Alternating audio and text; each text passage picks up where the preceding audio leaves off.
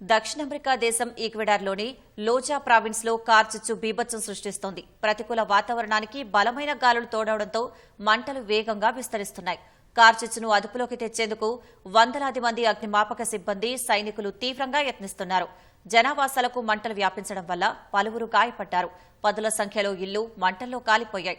అధిక వేడి కారణంగా ఓ పౌల్ట్రీ ఫామ్లోని 20,000 కోళ్లు మృత్యువాత పడ్డాయి.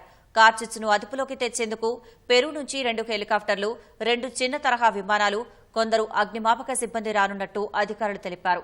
8 రోజులుగా వ్యాపిస్తున్న దావానలం కారణంగా 4,200 హెక్టార్ల మేర అటవీ ప్రాంతం కాలిబూడిదైంది.